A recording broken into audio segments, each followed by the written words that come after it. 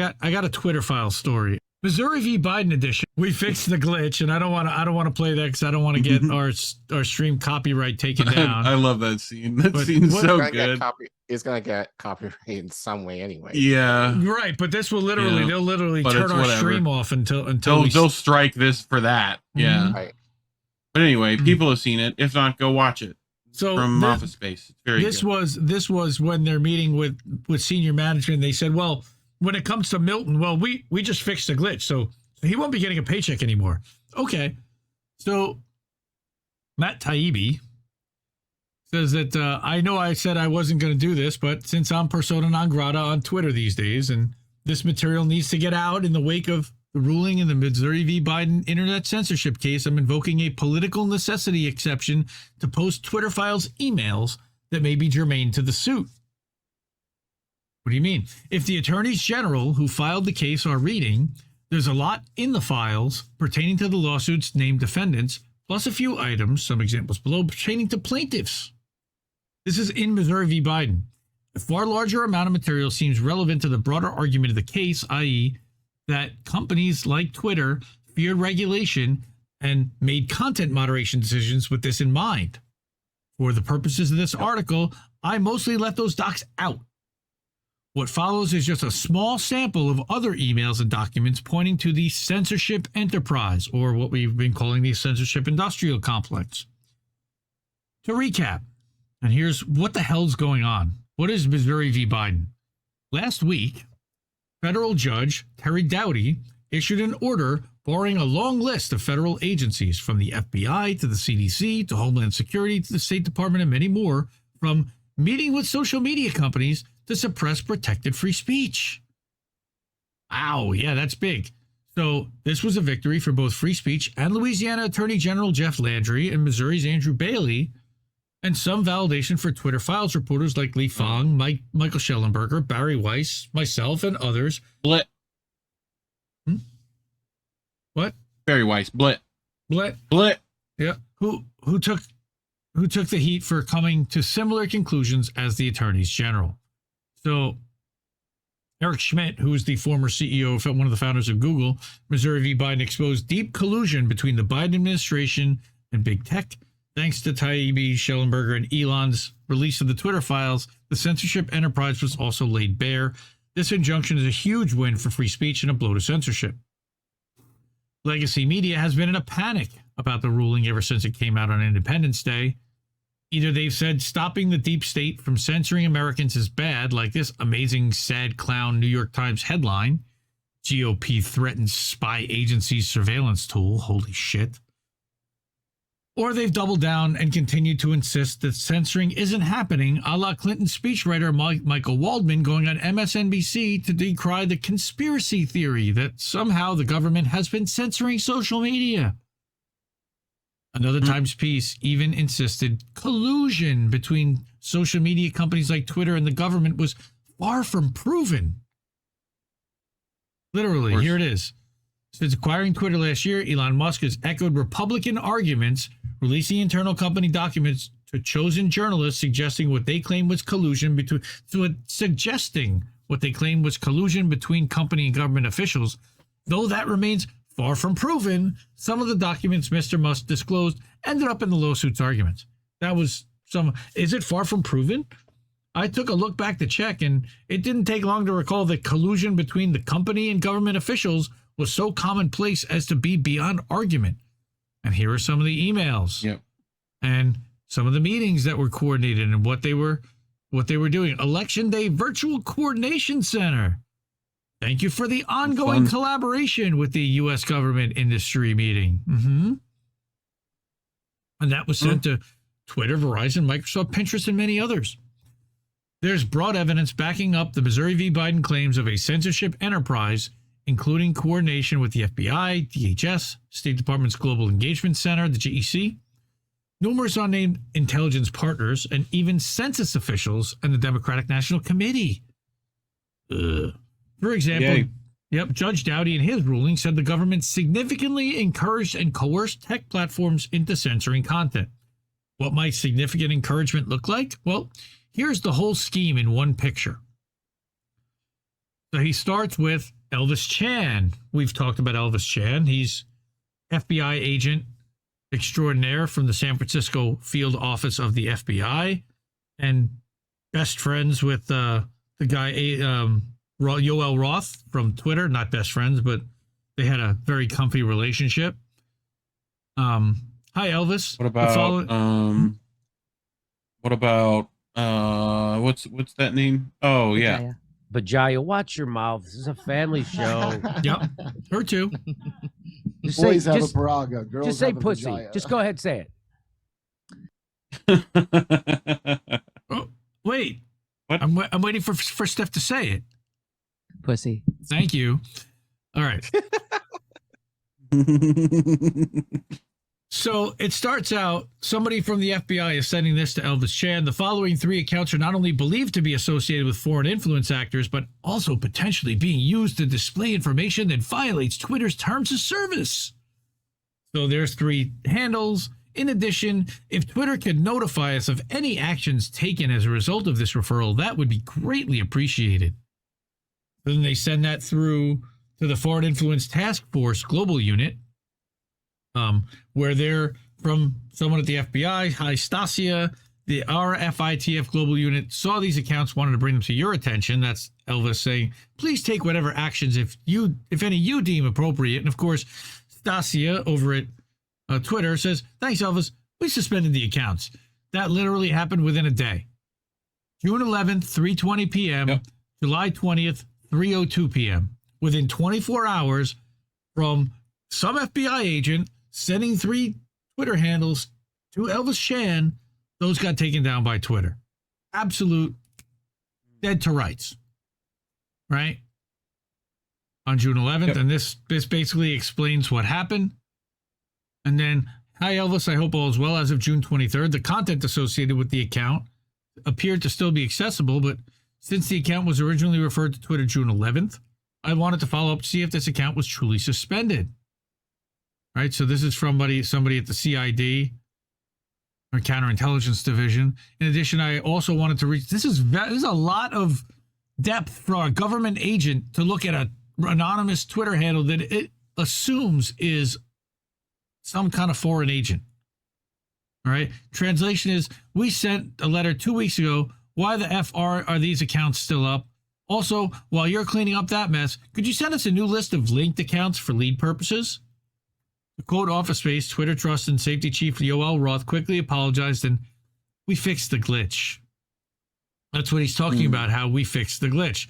I want to apologize for any confusion here. A tooling bug on our end resulted in one of the accounts not being correctly enrolled in our authenticity checks, and which is why you saw stay online even after the others came down. We fixed the issue. So Roth then asked in the gentlest language possible if the FBI could possibly share with Twitter why those accounts needed to come down, since we don't at this time have clear indication that they're foreign. If we zap the account... Putin's a madman. Yeah, thank you, Jamal Bowman. If we zap the account, now you could send... now, could you send us the reason? It isn't good enough to convince people of the nature of this relationship. I don't know what would be. So that's gross. Here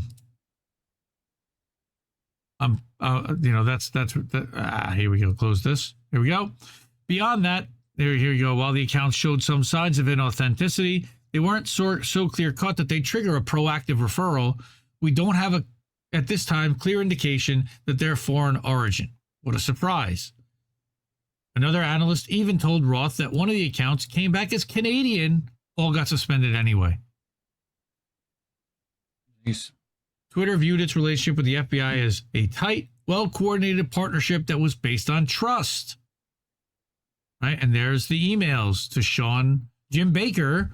We know all about Jim Baker. He was the lawyer who was actually on like the Russiagate shit for the FBI, and he went and became general counsel for Twitter. Yeah, they hired... Move this man! Boo! The executive above even decided to prepare a letter of thanks in recognition of the partnership with the feds, because that was his ex-boss. Since this work is close hold, and we will never get public credit. Yeah, because if God forbid the public found out, they'd lynch you. The letter was prepared and sent only after FBI General Counsel turned Twitter attorney Jim Baker warned we should be mindful that these letters could leak and will be subject to FOIA. He knew. Of course, they're subject to FOIA. Yeah, but you would have had to have had access to something like the Twitter files to even do a FOIA on this, to know where to look. Yep. He knew that too. Yep. Twitter. You can still FOIA that. You can still FOIA more. There's a ton of redacted stuff that you could FOIA in there.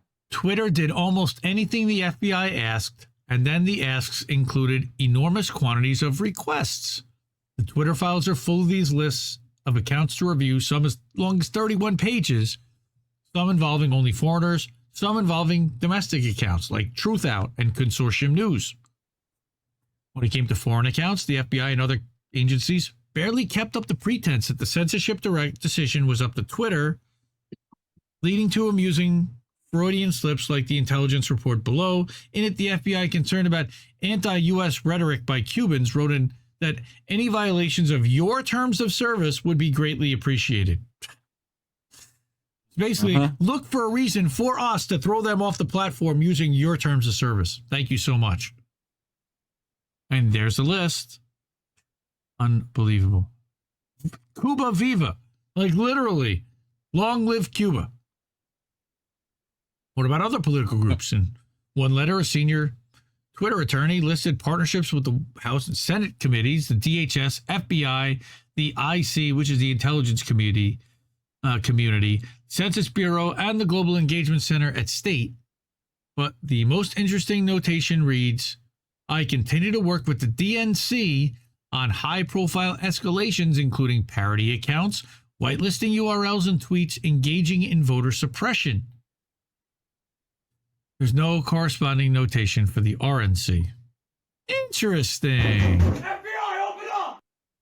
Well, not just FBI, but the coordination specifically with the DNC and not with the RNC, meaning that the Democrats are getting more favorable treatment on Twitter, and the crying that the Republicans are doing, this is giving them further validation.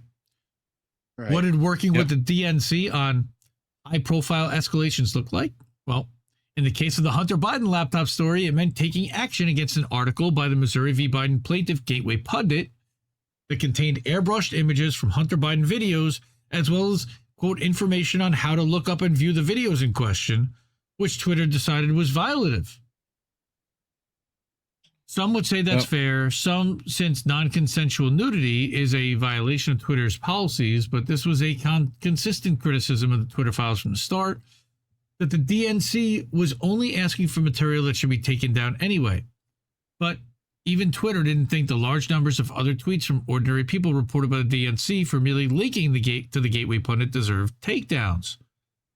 And here they are. And the best part of this plan is, no one can stop me.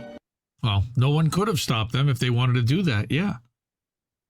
Ultimately, they decided tweets by deplorable Karen and others were non-actionable as non-consensual nudity, so they ordered a spam review, resulting in suspensions for a different reason. Nearly all those accounts were suspended shortly after. Breaking exclusive. Hunter Biden has a Pornhub account where he uploaded his personal porn, including with family members. Yeah. Why? Yeah. Yeah. Family members. I'm guessing that would be his brother's widow, but I could be wrong. That's the family member. But still, yeah. Twitter was aware of the link between politics and constant moderation when deciding whether or not to remove a tweet suggesting that some of the Hunter Biden laptop images contain pictures of the daughter of Senator Chris Coons. Twitter executives reminded each other that CEO Jack Dorsey would have to appear before Coons in hearing in 3 weeks. Disgusting! So, looks to be a different victim being named here, Chris Coons' daughter, Maggie. So, that's bad. Ugh. Yeah, here's another plaintiff who is one of the guys who was censored for COVID stuff, Martin Koldorf. He was actioned even though he tweeted something true, namely that thinking that thinking everyone must be vaccinated is as scientifically flawed as thinking that nobody should. As I know he's been on the Jimmy Dore show, and I know Jimmy had talked about that, and Robert Malone and John, what's his name, the British guy. They all talked about the fact that you can't mass vaccinate your way out of this, and that vaccinating everybody is the worst thing that you can do because you're putting medicine into people that don't necessarily need it. You should vaccinate the people who are most vulnerable that should be vaccinated. And that is the Great Barrington Declaration that everybody decided was the most evil thing that ever existed. Anyway, so Twitter relied on the YouTube, CDC forget guidelines. the last 30 seconds. It'll be okay. Yep. It'll be fine. Safe and be all effective. right. Safe and effective. My heart swells with pride when I think about the vaccine. Very it's safe. safe and effective. And it stops. It Very stops. safe. It stops everything that YouTube says it stops. So. Safety is number one priority. Yeah. So here is the internal email or messaging. Twitter relied on CDC guidelines to strike his tweet. Lastly, one group of emails from the FBI gives insight into why officials feel they need to censor content. In this exchange, a senior FBI official asked Twitter about an Oxford study claiming that RT is outpacing traditional mainstream outlets, in this case in regard to COVID-19 in Western Europe. Russian scum! Yeah. Scum! Russian scum! Scum! So, yes. Thank you. So Twitter's Roth, Yoel, our friend, not so much, he responded almost apologetically that the thing about content is if there's a well-developed channel for the dissemination of propaganda, he's calling it, then content tends to reach eager and interested audiences. In other words, if people are interested in a thing, they'll read it. Why the fuck would they go to the Russians? Well, because those are the only guys telling the truth in this case, or at least providing any kind of counter questioning of what the State Department has to say, and the CIA and British intel as well. To which the FBI man stubbornly replied that although he may not have had evidence that audiences for foreign state actors were artificially boosted and would need some academic research to back that idea up, it seems intuitive. What? Yes. I'm making it up out of my asshole. Those Russians. Literally pulling it out of his ass. So this is not unlike what goes on in the boardrooms of big media companies. Roth is not so subtly telling the FBI man that even RT in Europe might just be organically more popular than traditional mainstream media, among other things because the latter sucks. The FBI man can't quite believe it and re-expresses his suspicion of overlap between state media and inauthentic activity. Western government messaging just can't be that unpopular, can it?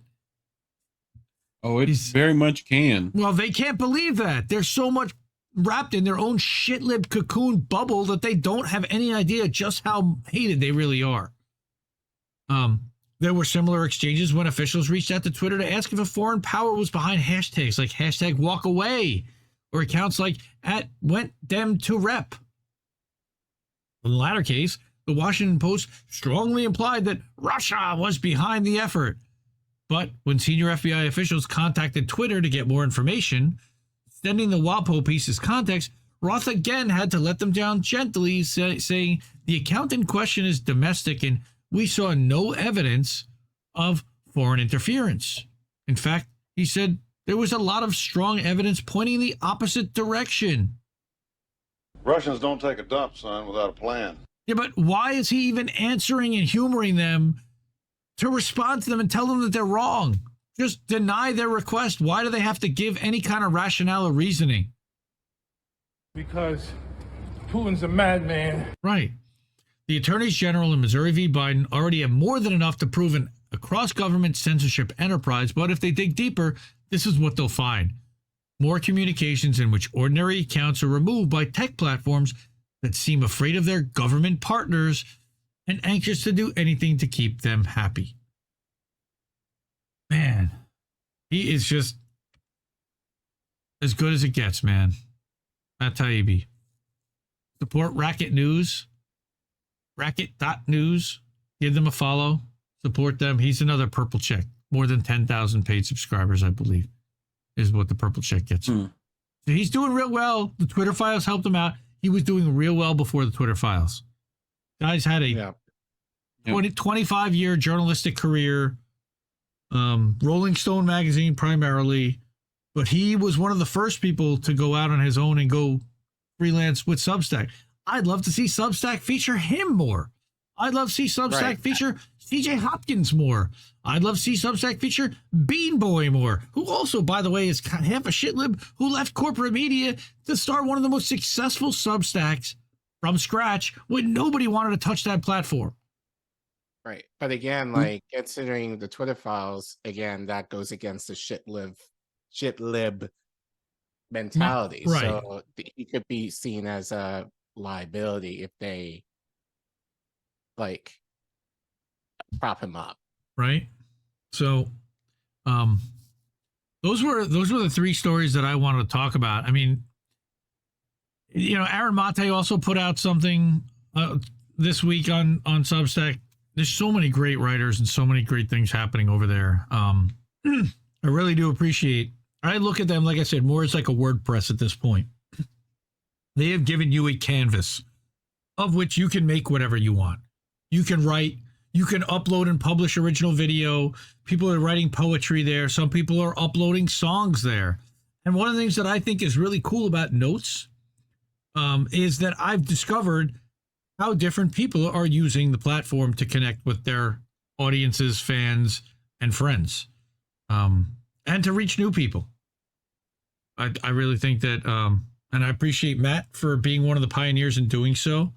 I know that his doing so was one of the big bellwether moments, as was Glenn Greenwald and others, in giving corporate media the finger and saying, I have enough of an audience that will support my work that I don't need the filter of an editor and the filter of a media outlet to then censor what I can and can't say.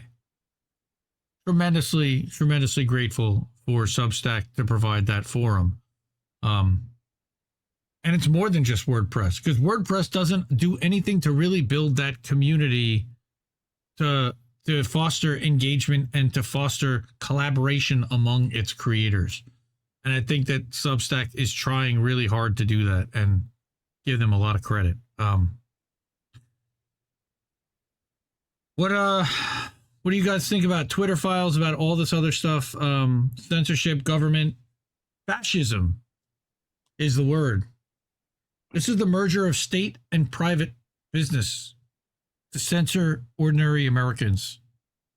If that's not fascism, I don't know what is. Well, that is fascism, but this type of fascism under the Democratic Party is acceptable. That's the issue. Well, to some, yeah. If this were Trump, people would be screaming up the rafters. But, you know, but it's the idea that because Biden, as far as rhetoric, says decent things, I wouldn't say the right thing, but decent. When he can speak at all. Right. When, or is he lucid to even understand what he says? But like,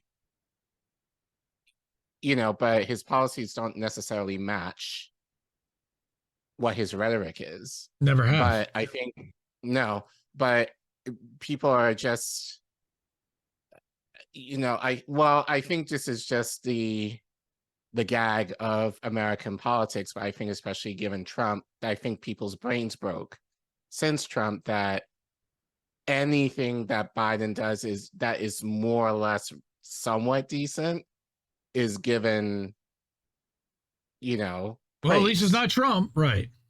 Right. So, which is a very low bar. Don't be rude. But, but yeah, but people are right now, even now, are asking for the bare minimum in terms of things to make our lives relatively a little bit better. And Biden's not even doing that, but. Well, we're asking for the Russians to help. We're asking for people to be able to afford life, and right. That's becoming increasingly more difficult for many Americans, and it's not getting any better. and nobody seems to want to do anything about it other than giving more money to Ukraine. And that's what most of us are so frustrated and pissed off about. How about no? Yeah, Right. exactly. And How it's about not- now? Yeah, and it's funny, just even with Cornel West, which honestly surprised me given his stance on Ukraine. There are a lot of people that I know who hated what he said regarding Ukraine. Like they Yeah. had a problem with that. And I'm like, at the end of the day, whatever you agree with Russia, yeah, Russia sucks. Like Putin sucks. We know that. But let's kind of account for what we're doing, please. If we're able to give billions of dollars to Ukraine, we should be able to give that much, if not more, to people here. And that's Putin's a madman. and the idea that we have to go through all this bureaucracy to get the bare minimum in this country that will take years, rather than just giving like blank checks to Ukraine just at a moment's notice, I think people should have a problem with that. You know, Yeah. I don't necessarily, and the idea of going to war, like, and this is why I say, you know, people become Malcolm X when a Republican is in office, because if this were Trump, people will be screaming in the idea of us going to war, you know, potentially. Yep. But like with Biden, it's like almost kind of justified because, well, Putin's now the big bad man. So it's like Putin's bad and like he's overstepped his bounds and all that kind of stuff. And that's a valid conversation to be had. But we must first account of what our responsibility, especially given in this country, is we don't go into wars without a reason. And often that has to do with resources.